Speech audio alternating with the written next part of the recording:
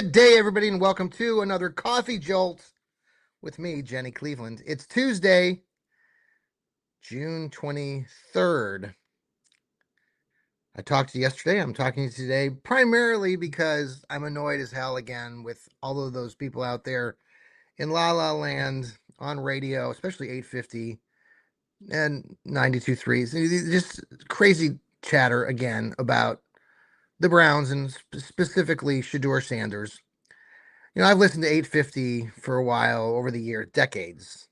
Tony Rizzo, Aaron Goldhammer, Tony Grossi, all those guys, Emmett Golden. Have a lot of respect for a lot of them at points, but some of the crap that is coming out of their mouths these days is just too much. And we're in the downtime. Of course, the Browns don't play a serious football game for 3 months.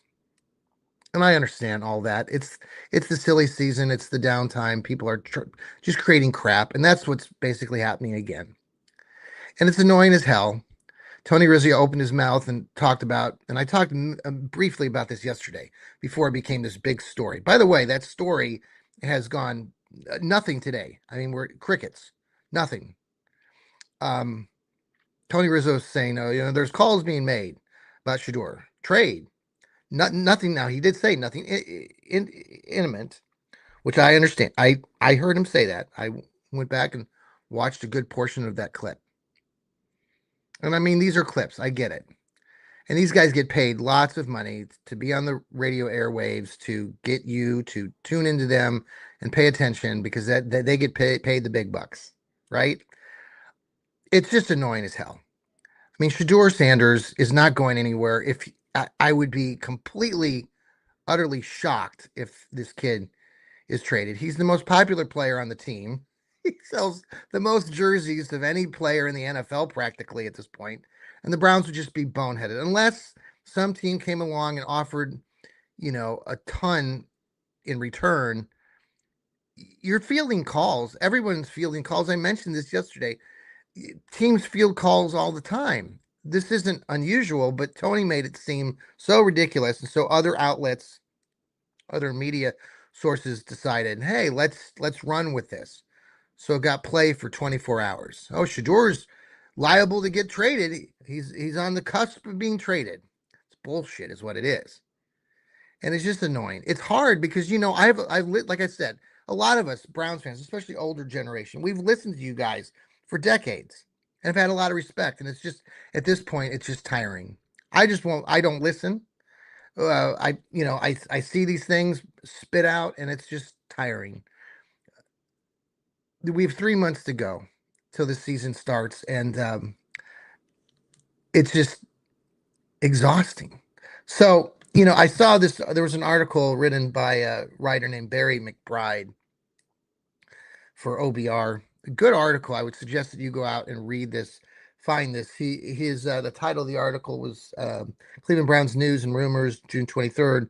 The waiting is the dumbest part. It's a very good read. I would strongly urge you to, if you like to read things that actually make some sense. He talks about what happened yesterday, and he describes how, and I'll just read a few statements here. He says how Pro Football Network, which is a group out there in La La Land, decided to run with Tony Rizzo's comments, who said that there are talks and, quote, ongoing calls about Sanders' availability, which is also saying nothing is imminent, offering the unusual antenna up radio formula. This is, of course, the latest from an outlet regarding 850 that has a history of trying to eat horse poop and offering incredibly meaningless statistics that some fans swallow whole in the name of engagement. And that's been the really annoying part. And he's hitting the nail on the head here in this article. But he mentions this. He mentions a bunch of other things too. He later on in the article, he says, could the Browns be taking calls on Sanders? Well, of course, sure. Teams take calls all the time, like I've said also. Andrew Berry would probably listen to someone offering him a third-round pick. Listening is not the same as shopping him. A few days ago, we were talking about how Shedeur was closing the gap.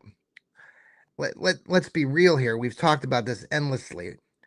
It's a supposed quarterback competition. Deshaun Watson has been in the league for quite a long time. We all know the backstory of Deshaun Watson.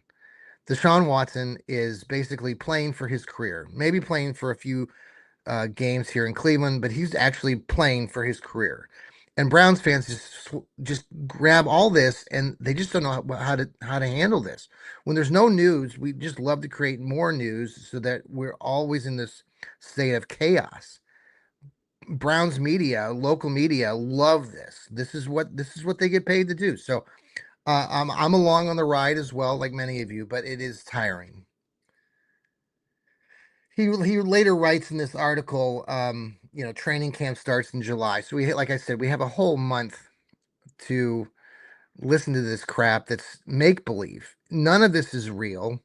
I mean, the whole Sorsby thing, where did that come from? That came out of left field again. Okay, the kid's wanting to enter the supplemental draft. I don't know. Did anybody hear if he actually did register with the supplemental draft? I thought yesterday was the day that he had to do that.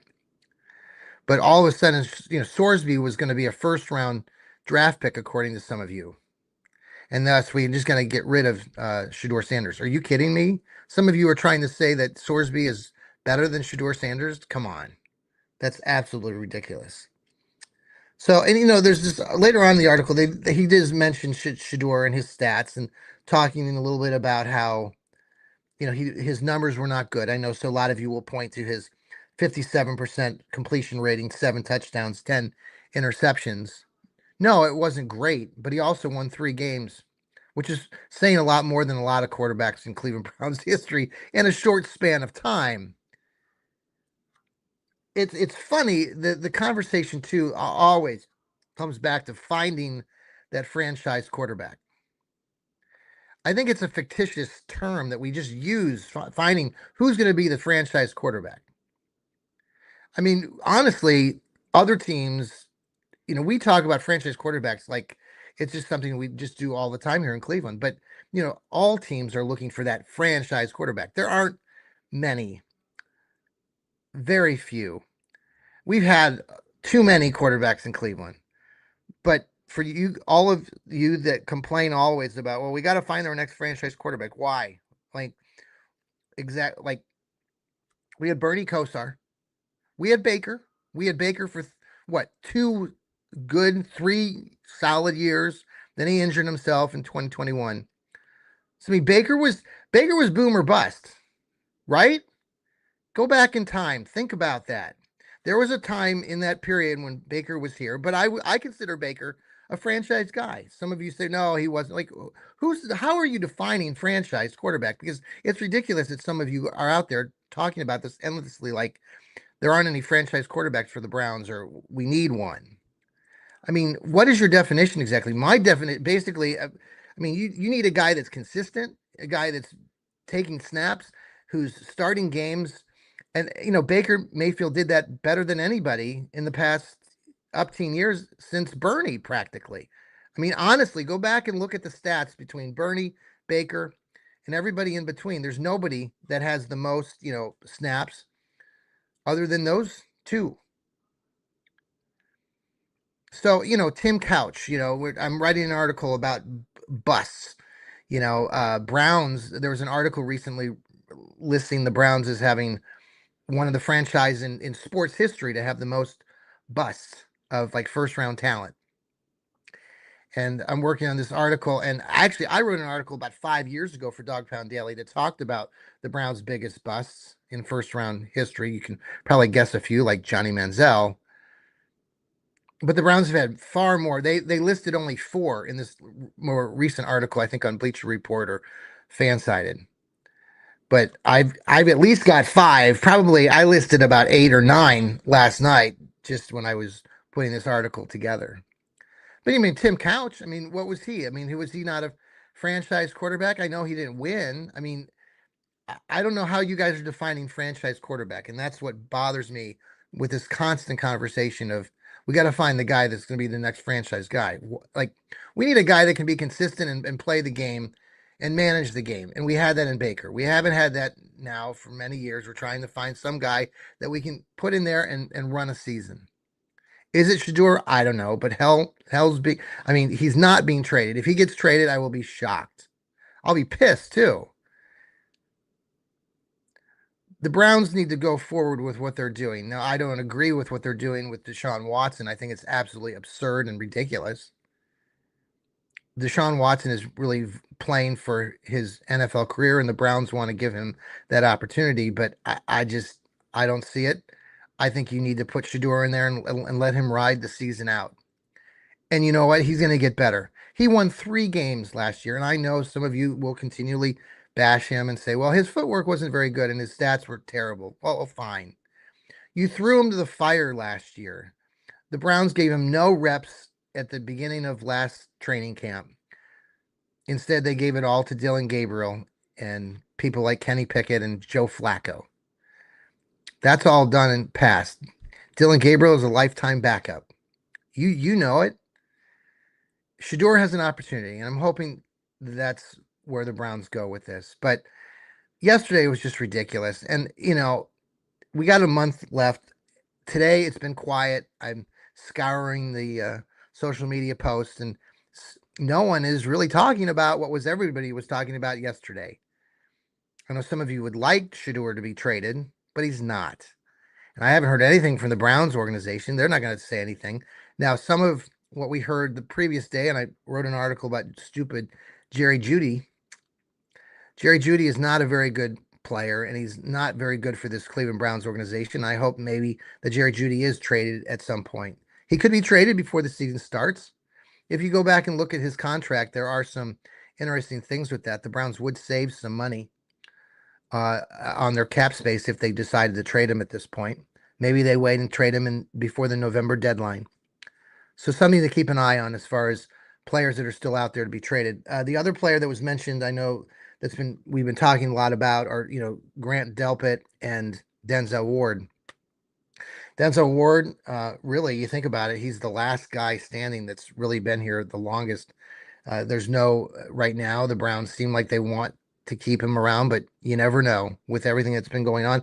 I would guess at this point that someone like Denzel Ward would be traded sooner than someone like Shador, like we're talking about. Let's pause here for a quick commercial break. We'll be right back. This is Coffee Jolt.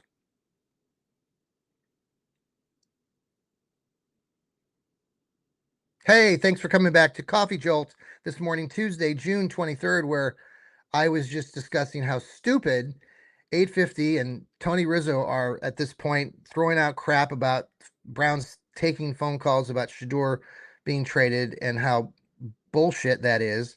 And it's just annoying as hell. And people are talking a little bit about that and what they did yesterday. There hasn't been a lot ever since, interestingly enough. I'm not hearing anything today on 850. Maybe I missed something, or on 92.3 up there in Cleveland. But I have a lot of respect for Tony Rizzo, but him opening his mouth sometimes and saying crap like what he did is just not helping. What doesn't help either is that you have other periodicals out there that are picking this crap up because it is the dead season in the NFL.